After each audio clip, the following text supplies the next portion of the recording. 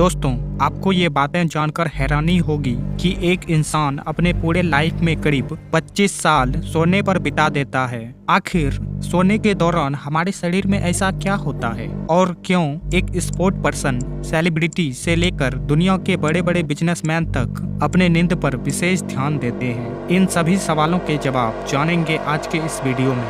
Scientist Matthew Walker has devoted more than 20 years to studying sleep. Walker's new book is Why We Sleep: Unlocking the Power of Sleep and Dreams. कि brain की development के लिए या brain की plasticity के लिए जो actual में जो काम होता है वो होता है रेस्ट के टाइम पे और स्लीप के टाइम पे।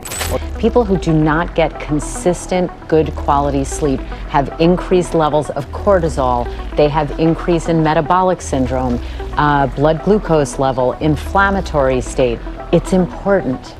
I am very focused on it, and for me, I need 8 hours of sleep. I think better, I have more energy, my mood is better, all these things. दरअसल हमारी नींद के लिए melatonin नामक hormone जिम्मेदार होता है।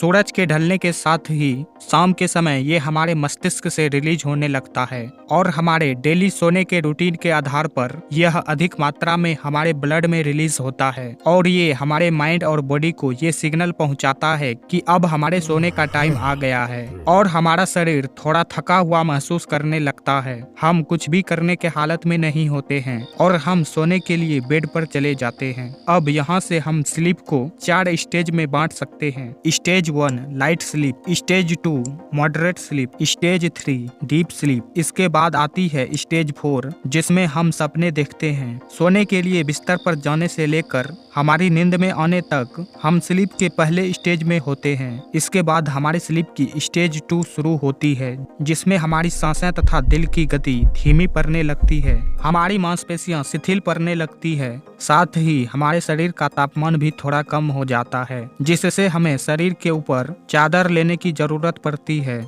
और इस स्टेज के बाद हमारे स्लीप की सबसे महत्वपूर्ण अवस्था शुरू होती है, डीप स्लीप स्टेज, जिसमें हम पूरी तरह से गहरी नींद में होते हैं। हमारे शरीर में नए कोशिकाओं का जन्म होता है जिससे हमारे डैमेज मांसपेशियों और हड्डियों की मरम्मत का कार्य होता है और हमारा शरीर खुद को रिपेयर करता है। साथ ही इसी समय हमारा ग्रोथ हार्मोन भी सबसे ज्यादा रिलीज होता है जिससे बच्चों की हाइट बढ़ती है। इसलिए आपने देखा होगा कि जन्म के समय बच्चे हमेशा सोते रहते हैं और धीरे धीरे उनकी स्लीप आवर कम होती है क्योंकि बच्चों में ये हार्मोन सबसे ज्यादा रिलीज होता है जिससे उसकी हाइट बढ़ती है। इसके अलावा इस स्टेज में जो सबसे महत्वपूर्ण कामों में से एक होता है हमारी यादों को संजोना। पूरे दिन भर में हमारा दिमाग बहुत ज्यादा जानकारियों को इकट्ठा करता है जिसमें से बेहद जरूरी पार्ट को हमारा माइंड हमारी परमानेंट मेमोरी में स्टोर करता है और बचे हुए रेस्ट पार्ट को डिलीट कर देता है जिससे हमारा माइंड अगले दिन सूचनाओं को ग्रहण करने के लिए बिल्कुल क्लीन और फ्रेश रहे।